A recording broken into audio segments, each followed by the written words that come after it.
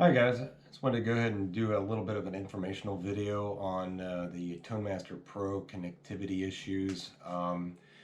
Mainly doing this just because in text it seems like it's losing a little bit of translation, and it's one of those things where you just keep repeating yourself over and over again. But this is for you if you're having issues with the Tonemaster Pro connecting via Bluetooth, and you didn't do anything that you're aware of to cause an issue. Basically, what happened with me, I was using the Tonemaster Pro in version 1.471. It was working just fine. I use a Android phone, and I also use a iPad. Um, on occasion, I've used the Tonemaster Pro software on the Windows PC, but very rarely. Honestly, I've mostly used it just for updating the unit. But anyway, I had heard that the what update is this? That the 1.5.5 version had come out, and honestly, since there was nothing really going on with that version, I was just going to go ahead and skip it. Um, so I was aware of the fact that that update existed, but I was using it about 24 hours prior to the update coming out. Everything was working just fine. I went ahead and tried to use it the very next day, and then all of a sudden, Bluetooth wouldn't work whatsoever. There was no connectivity with the iPad or the uh, Samsung phone. Either or didn't work. Um, Auto updates on my iPad is not possible because it's so full that I actually had to delete or offload things to make room for the new Fender app on the iPad.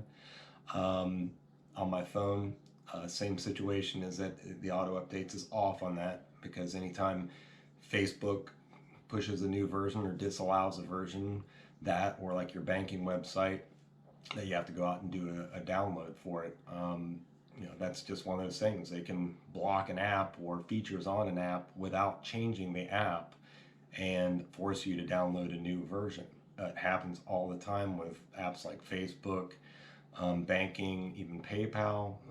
Most of them are for security, but the point is that they can make you update the app if they want you to. So anyway, going back to where we was at here. So basically, I had tried to go in here and do a change on this. I tried to unpair the devices.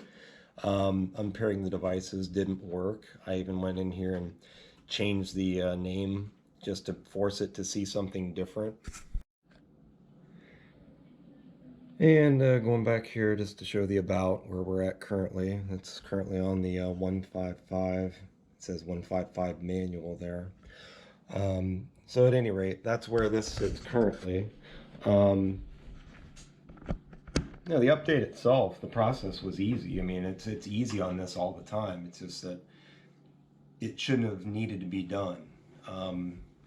Again, I was using it prior and knowing for a fact that neither of my devices, including the desktop, had been updated or had a problem previous.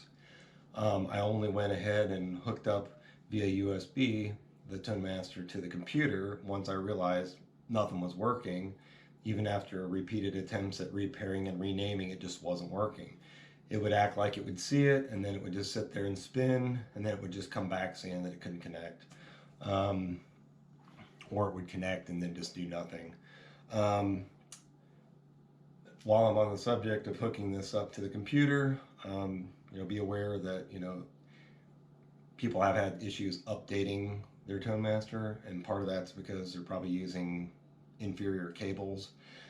I actually purchased mine secondhand, so the cable that I got here was not a cable I was aware that necessarily came with the unit, but apparently it did. This is like a 15 or 20-foot cable. This is good, but if you're having connectivity issues, just specifically trying to update the unit or get it hooked up to the PC, don't use like a little, 1 2 foot cable that came with like, just a little tiny device, like something for powering a light or something like this little Tron type thing here. Like, these things here have little USB plugins on the back. for powering these if you don't want to run them on batteries. Well, don't use that kind of cable for trying to use for data purposes, because most likely it's not going to work, because these are, you know, a 2 cent cable versus probably like a $2 cable, however you want to put it.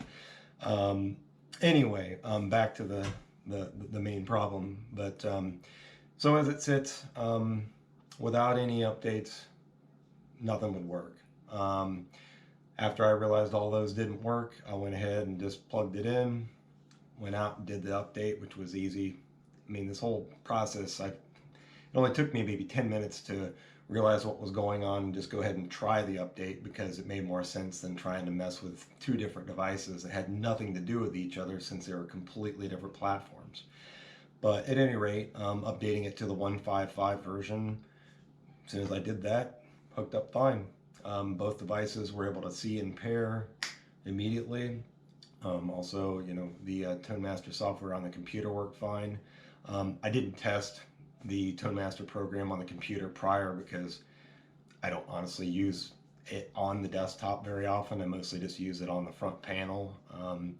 It was really just because I was trying a couple different new patches and was trying to mess with a few things that I wanted to actually hook it up and check it out. But at any rate, Doug Budzak had mentioned something about the cables also. If you're having an issue with connectivity, you know, make sure that, you know, there's no dirt on the inside of the connectors or on, you know, inside the port itself. You know, blow it out. You know, maybe even use like an alcohol swab if you got something thin and the unit's off, just to, you know, clean it off and then just let it sit for a while. Sometimes even, you know, when you do that, you can like plug it in, you know, and just kind of work it a little bit while everything's off, and then, you know, give it a while to dry, and then just try it again later. I don't think dirt on USBs usually tend to be a huge issue most of the time.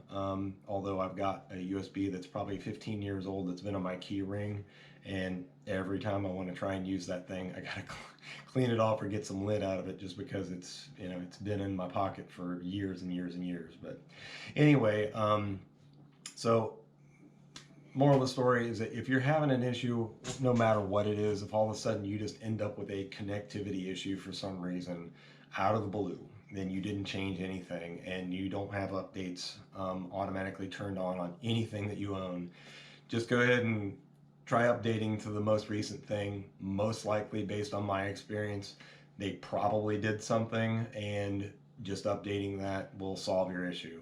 You know, I'm an IT guy. I've dealt with stuff like this going on 30 years now. You know, usually it's the simplest solution that makes sense.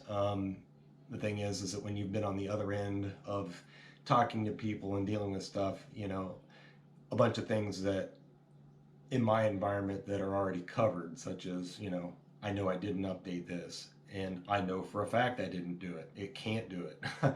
So when you know a couple of those things are already covered, and you know you're using, you know, a good cable and, you know, just a few other things, you know, dotting your I's and crossing your T's, it's one of those things where it minimizes the things that I personally am going to do, because the only out that I saw was, well, okay, I know this happened, and even though I didn't use it, let me go ahead and try and do this and see if it fixes it. And it sure did. So anyway, you know, something pretty simple drawn out on here, but, you know, it's one of those things where I know I've seen other people have issues with this. I have no idea in some cases if it was for the exact same reason or not.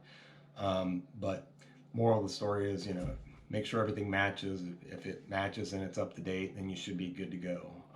Going forward, I really hope that nothing like this happens to, you know, anybody that would be using this out live again, because it could be a real problem if all of a sudden, for whatever reason, they just couldn't do it because they'd be out someplace getting ready to set up.